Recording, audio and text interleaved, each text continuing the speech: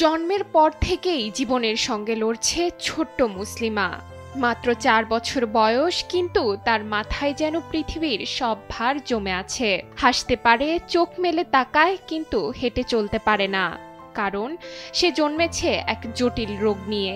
আমরা যারা সন্তানের বাবা, তারা এই সন্তানের চেহারাটা দেখলে, অর্থাৎ এই অসুস্থ শিশুটিকে দেখলে আমাদের সন্তানদের চেহারা চোখের সামনে ভেসে ওঠার কথা। আমি দেখে অত্যন্ত ব্যথিত হয়েছি, খুব কষ্ট লেগেছে এই অসহায় শিশুটির অবস্থা দেখে। এই শিশুটি যদি চিকিৎসার কোনো ব্যবস্থা না পায়, কোনো কর্মসংস্থানের ব্যবস্থা যদি তার পরিবার ভালো না পায়, এবং তাকে যদি রাষ্ট্রীয়ভাবে একটা ব্যবস্থা করা না হয়, তাহলে এই শিশুটির পরিবার কোথায় যাবে? মা বিনা খাতুন ও বাবা ভ্যান চালক মঞ্জুরুল ইসলাম কখনো কাজ করেন অন্যের ক্ষেতে। তাদের দিন চলে কষ্টে।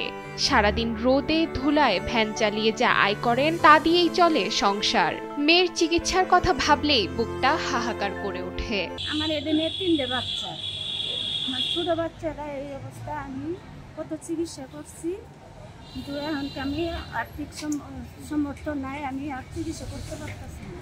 এই যে খাওয়াবার পারতেছি না, মনে করেন তারপরে ঘর নাই, বাড়ির রিজালা আছে তা আছে, শ্বশুরে গরু থাকতাম, শ্বশুরেও গরু তো নেবাই করে দিচ্ছে, এর দিলে 2 লাখ দিয়ে খাই। সরকারি কোনো বাতা পাইতাছি না। এটা যে সরকারি যে এটা অনুদান দিব, তাও আমরা গরিব দেখে দিতেছে না। সরকারের ইচ্ছাগতভাবে যা আপ্যায়ন করে, তাই গরিব বলে আমি আলহামদুলিল্লাহ। মুসলিমার বড় ভাই ভ্যান চালক জিহাদ হাসান জানান, জন্মের পর থেকেই তার মাথার অস্বাভাবিকতা লক্ষ্য করা গেলেও আর্থিক অসচ্ছলতার কারণে কোনো বিশেষজ্ঞ চিকিৎসকের কাছে নেওয়া সম্ভব হয়নি। আমরা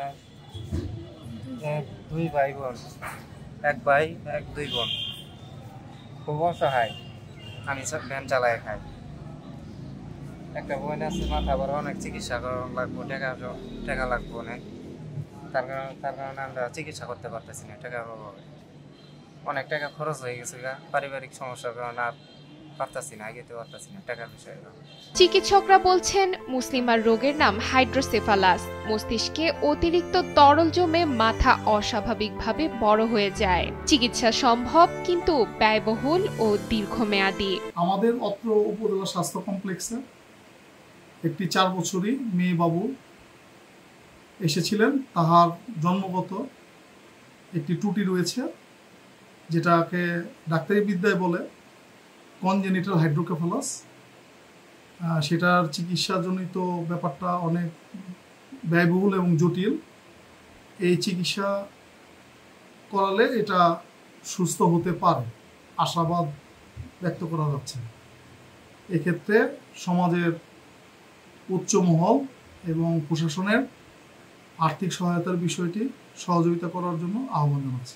প্রতিবেশীরা, স্থানীয় সাংবাদিক ও সমাজসেবীরা ইতোমধ্যে সহানুভূতির হাত বাড়িয়েছেন। সমাজসেবা অফিস থেকেও প্রতিবন্ধী ভাতার আবেদন সম্পন্ন হয়েছে।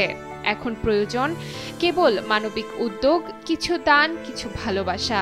শৈশবের উপজেলা থেকে বাচ্চাটা সকালে নিয়ে আসে, তো তার মা এবং তার বড় ভাই আসার সঙ্গে সঙ্গে আমি তাৎক্ষণিকভাবে তাকে জরিপ করি এবং সংশ্লিষ্ট ডাক্তারের শনাক্তকরণের পরেই আমরা তাকে আইডি কার্ড, মানে সুবর্ণ নাগরিক কার্ড তাকে বের করে দিই।